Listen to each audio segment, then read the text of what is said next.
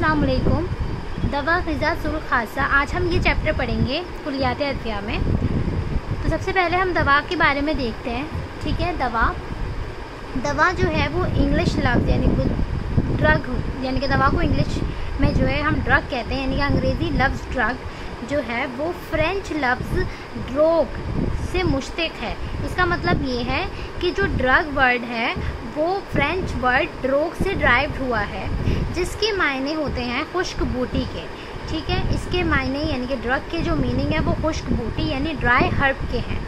ठीक है, तो ड्रग जो वर्ड है वो फ्रेंच वर्ड ड्रोग से ड्राइव्ड हुआ है।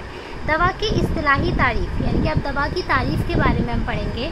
तो दवा की तारीफ़ देखें, हर वो शय जो बदन में दाखिल होकर बदन की हरारत गरीज़िया से मुतासिर होकर अज्जाए तरकीबिया में मुनक़िस्म हो, बिलकैफियत असरअंदाज होकर बदन से खारिज हो जाती है और इज़ालाए मर्ज़ करती है, जुज़े बदन नहीं बनती, यानी कि बदन का पार्ट नहीं बनती, मायूतुल अमराज पैथोलॉजिकल कंडीशन के एतबार से जो है इलाज पे ज़िद का फ़ेल अंजाम देती है। ठीक है, ये पूरी दवा की तारीफ़ है। अब इसका जो है पार्ट मैं बताऊंगी आपको, इस तारीफ़ को आपको कैसे याद करना है। ठीक है, तो देखें, सबसे पहले कोई भी चीज़ हम खाते हैं तो क्या होता है, हर वो चीज़, हर वो शय जो बदन के अंदर दाखिल होती है, यानी कि कोई भी चीज़ हमने खाई तो क्या होता है कि वो हरारत गरीज़िया से, यानी कि इन्नेट हीट से, हरारत गरीज़िया का मतलब क्या है, जो हमारी बॉडी की इन्नेट हीट होती है उससे मुतासिर होती है, उससे मुतासिर होती है, उससे मतलब उसका असर जो है, हमारी जो हरारत गरीज़िया है वो हमारी बॉडी में जो भी चीज़ हमने खाई है, जो भी दवा खाई है या ग़िज़ा खाई है, वो हरारत गरीज़िया उस पर असरअंदाज होगी। हरारत गरीज़िया जब असरअंदाज होती है तो मेटाबोलाइजेशन होता है। ठीक है, तो जो हमने ग़िज़ा खाई है या दवा खाई है वो उसमें क्या होगा, वो अज्जाए तरकीबिया में अपने जो पार्टिकल्स में, छोटे छोटे पार्टिकल्स में, कॉन्स्टिट्यूएंट में टूट जाएगी। ठीक है, यानी कि मुनक़िस्म हो जाती है। ठीक है, डिविजिबल हो जाएगी। तो वही चीज़ है कि जब मेटाबोलाइज्ड होगी तो वो अपने पार्टिकल्स में जो होगी, जिस चीज़ दवा है या ग़िज़ा है या कोई भी चीज़ हम जो खाते हैं वो अज्जाए तरकीबिया में मुनक़िस्म होती है। तो हमने ये पहला स्टेप पढ़ा कि जब कोई चीज़ बदन के अंदर दाखिल हुई, फिर दाखिल होने के बाद हरारत गरीज़िया से मुतासिर हुई। सेकंड पॉइंट आपको याद रखना, फिर जब हरारत गरीज़िया से मुतासिर होकर क्या होगा कि अज्जाए तरकीबिया में मुनक़िस्म हो जाएगी। फिर उसके बाद थर्ड पॉइंट ये हो गया कि अज्जाए तरकीबिया में मुनक़िस्म हो जाएगी।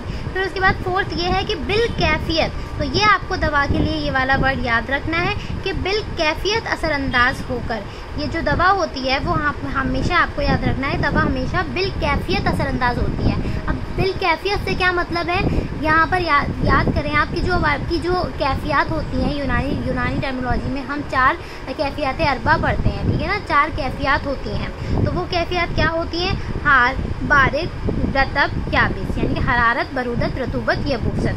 तो ये जो 4 कैफियत हैं, इस एतबार से जो है दवा जो है वो असरअंदाज होती है बदन से, है ना, बदन के अंदर जाकर, बॉडी के अंदर जाकर। यानी कि आप इसके एग्जांपल इस तरह से समझ लें, जैसे कि अगर हमारी बॉडी के अंदर कोई भी मर्ज़ है जो कि हार मिजाज का है, ठीक है, गर्म मिजाज का कोई मर्ज़ है, तो क्या होगा कि हम कोई बारिद मिजाज की दवा लेंगे उसको ठीक करने के लिए। ठीक है, तो जब कोई भी बारिद मिजाज की दवा लेंगे तो सिर्फ दवा जो होगी वो सिर्फ एज ए कैफियत, बिल कैफियत ही असरअंदाज करेगी, यानी कि उसके मादे में कार्बोहाइड्रेट, प्रोटीन, फैट, ये सब चीज़ें ज़्यादा क्वांटिटी में नहीं होती। ठीक है, दवा के अंदर जो अज्जा होंगे वो गर्म होंगे या ठंडे होंगे, इस एतबार से वो बदन से जो है मुतासिर होगी, बदन के अंदर अपना फ़ेल अंजाम देगी और क्या करेगी, फिर जब बिल कैफियत असरअंदाज हो जाएगी तो फिर वो बदन से खारिज हो जाती है। ठीक है, बदन से खारिज हो जाती है। क्या फिर बदन से खारिज, तो ये चीज़ जो हुई, जब बिल कैफियत असरअंदाज हुई थी तो उसने क्या किया था, इज़ालाए मर्ज़ करती है, यानी कि दवा का फंक्शन एक ये है कि वो जो है वो मर्ज़ को दफ़ा करती है। ठीक है, मर्ज़ को ख़त्म करती है, मर्ज़ को दफ़ा करती है।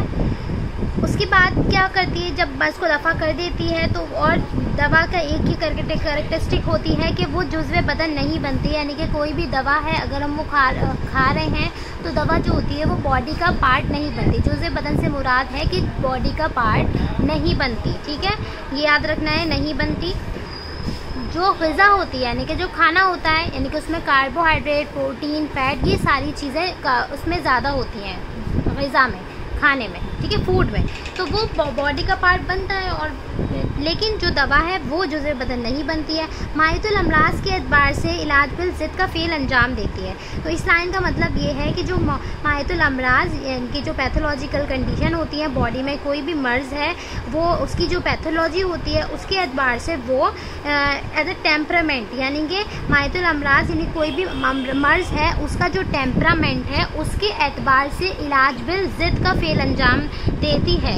यानी कि इलाज बिल ज़िद मकसूद होता है यूनानी मेडिसिन के अंदर। तो इलाज बिल ज़िद से क्या मुराद है, यानी कि अगर जैसे हार मिजाज का मर्ज़ है तो हम उसमें बारिद मिजाज अद्विया देते हैं, ठीक है। अगर कोई रतब मिजाज का मर्ज़ है, ज़्यादा रतूबत हो रही है, तो हम उसमें उसको रतूबत को खुश्क करने के लिए याबिस मिजाज की अद्विया देंगे, यानी कि अपोजिट मिजाज की जो अद्विया होती हैं वो प्रोवाइड करेंगे हम, ठीक है। तो यहाँ पर यही है कि माहितुल अमराज के एतबार से ये इलाज बिल ज़िद अंजाम देती है। तो इसमें आपको ये डेफिनेशन बिल्कुल एज इट इज़ ऐसे ही याद करनी है कि दवा वो शय है जो बदन में दाखिल होकर बदन की हरारत गरीज़िया से मुतासिर होकर अज़्ज़ाए तरकीबिया में मुनक़िस्म हो।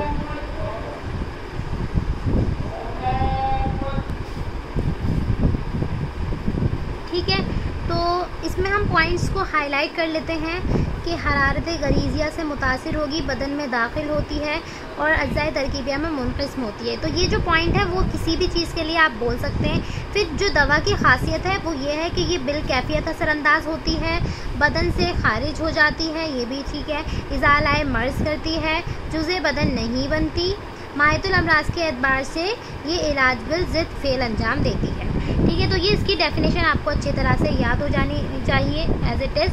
अब इसके बाद हम बात करते हैं इब्ने सीना ने यहाँ पे ये जो डेट ऑफ बर्थ और डेथ ऑफ बर्थ लिखी है इब्ने सीना की, ठीक है ना, यानी कि ईयर। तो इब्ने सीना ने लिखा है कि हर वो शय, हर वो चीज़ जो बदन में वारिद होती है, यानी कि बदन के अंदर दाखिल होती है, उसके असरात 3 किस्म के होते हैं, ठीक है। तो ये आपसे क्वेश्चन वाइवा वगैरह में पूछा जाता है कि अकॉर्डिंग टू इब्ने सीना बताइए कि बदन में दाखिल होने वाली चीज़ों के जो असरात होते हैं 3 तरह के होते हैं, तो उनका नाम बताने है ना।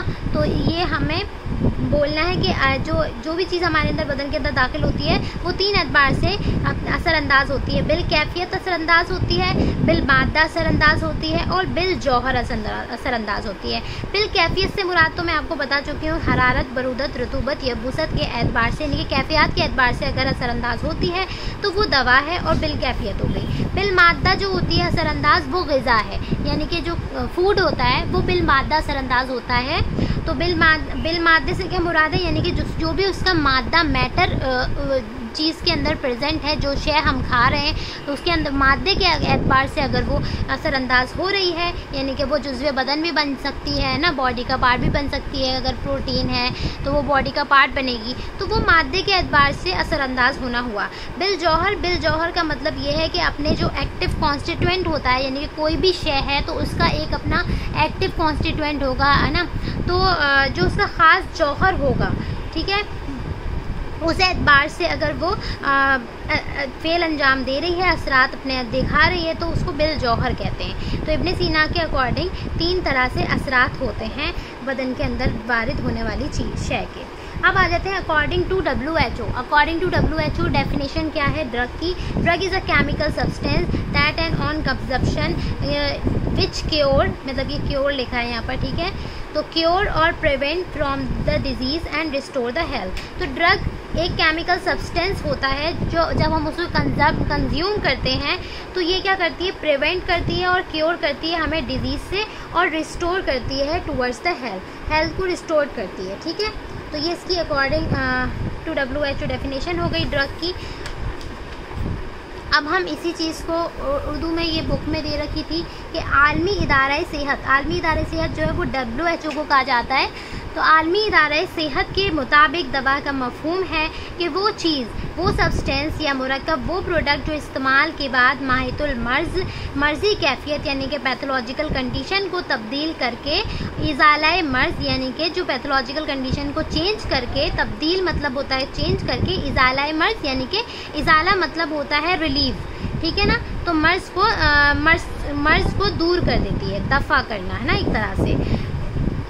और according to Rang and Dale, famous pharmacologist हैं ये, तो इनके अकॉर्डिंग ड्रग की डेफिनेशन क्या है, तो ये भी पढ़ लेते हैं ड्रग की definition. A drug is a chemical substance of the known structure other than nutrients of an essential dietary ingredient which when administered to a living organism produces a biological effect. तो drug क्या है, एक chemical substance है, एक known structure का एक chemical substance होता है। ये न्यूट्रिएंट वगैरह नहीं होते, यानी कि ये as a nutrient of an essential dietary ingredient नहीं होते हैं, बल्कि ये एक केमिकल सब्सटेंस होता है ऑफ नोन स्ट्रक्चर का, जो कि जब एडमिनिस्टर किया जाता है किसी भी लिविंग ऑर्गेनिज्म में तो ये प्रोड्यूस करता है एक biological effect in the body, ठीक है। तो ये बायोलॉजिकल इफेक्ट प्रोड्यूस करता है। इसी तरह से यहाँ पर दे रखा है drug is a substance that causes the change in an organism physiology and psychology when it is consume. तो यहाँ लिख रहा है कि ये ड्रग एक ऐसा सब्सटेंस है जो कि कोई भी ऑर्गेनिज्म के अंदर जाने के बाद वो कुछ चेंज लाता है, और वो फिजियोलॉजिकल चेंज हो सकते हैं, साइकोलॉजिकल चेंज हो सकते हैं जब इनको कंज्यूम किया जाए। प्लेसिबो इफेक्ट होता है, यानी कि ये ड्रग नहीं होती placebo, it is not a drug but it is inert substance that effect on the psychological changes, ठीक है। यानी कि प्लेसिबो एक कोई भी ड्रग नहीं होती है, लेकिन ये कोई एक ऐसा इनर्ट सब्सटेंस होता है जो कि जब हमारी बॉडी के अंदर जाएगा तो एक साइकोलॉजी के तौर पर जो है ये असरअंदाज होगा, और जब साइकोलॉजी के तौर पर असरअंदाज होगा तो हमें ऐसा फील होगा कि हाँ मुझे इस चीज़ से फ़ायदा हुआ है। कभी कभी ऐसा होता है कि अगर हमें किसी चीज़ पर यकीन है कि अगर हमने मान लीजिए आटे की भी गोली खा ली, सिर्फ आटे की गोलियां बनाकर हमने किसी को दे दी और उसे इस चीज़ पर यकीन है कि ये जो मुझे दवा दी जा रही है वो मैं उससे ठीक हो जाऊंगा या हो जाऊंगी, ठीक है। तो क्या होगा कि वो आटे की गोलियां भी उस इंसान को फ़ायदा पहुंचा सकती हैं, क्योंकि ये साइकोलॉजिकल चेंज आया है इफ़ेक्ट। तो इसी चीज़ को कहते हैं प्लेसिबो इफ़ेक्ट, ठीक है। अब हम ग़िज़ा की बात करते हैं। यहाँ पर हमारा ड्रग कंप्लीट हो गया, यानी कि ड्रग कंप्लीट होने का मतलब है ग़िज़ा के बारे में जो हमने वो दवा के बारे में हमने पढ़ लिया। अब हम ग़िज़ा के बारे में पढ़ेंगे। ग़िज़ा क्या है तो देखिए, ठीक है। तो ग़िज़ा वो शय मादा है जो बदन में दाखिल होकर हरारत गज़ीज़िया से मुतासिर होकर अपने अज़्ज़ाए तरकीबिया में मुनक़िस्म हो, ठीक है। तो यहाँ तक तो डेफिनेशन बिल्कुल सेम है कि ग़िज़ा वो मादा या चीज़ होती है, शय होती है, मैटर होता है जो बदन में दाखिल होकर हरारत गज़ीज़िया से मुतासिर होकर अपने अज़्ज़ाए तरकीबिया में मुनक़िस्म होगी, अपने अज़्ज़ाए तरकीबिया में टूटेगी, ठीक है। होकर फिर यहाँ से ये देखें दवा की डेफिनेशन और ग़िज़ा की डेफिनेशन में फ़र्क है कि वो बिल कैफियत असरअंदाज हो रही थी, लेकिन ये बिल मादा असरअंदाज हो रही है। तो ये याद रखना है आपको कि जो ग़िज़ा है वो बिल मादा असरअंदाज होती है, जुज़े बदन बन जाती है। वहाँ पर क्या था कि जुज़े बदन नहीं बनती। और बदल मा तहल्लुल यानी कि रिप्लेसमेंट फराहम करती है, बदल माँ ये तहल्लुल करती है, फराहम रिप्लेसमेंट एंड चेंज करेगी फराहम करके, और बेकार जो शय होती है वो बदन से खारिज हो जाती है, यानी कि जो वेस्ट प्रोडक्ट होता है उसका, ग़िज़ा का खाने के बाद जो वेस्ट प्रोडक्ट बनता है वो खारिज हो जाता है। और ये बिल मिस्ल यानी कि ये बिल क्या कहते हैं, बिल मिस्ल फ़ेल अंजाम देती है। यहाँ जो दवा थी वो इलाज बिल ज़िद मकसूद था, यानी कि वहाँ पर यानी कि इलाज बिल ज़िद के एतबार से फ़ेल अंजाम दे रही थी, लेकिन ये बिल मिस्ल फ़ेल अंजाम देती है। यहाँ पर बिल मिस्ल फ़ेल अंजाम देने का मतलब ये है कि जैसे अगर हमने कार्बोहाइड्रेट की डाइट खाई है तो वो जो कार्बोहाइड्रेट है वो हमारी बॉडी के अंदर एज अ कार्बोहाइड्रेट ही फॉर्म में वो जो है स्टोर्ड होगा एक तरह से, है ना।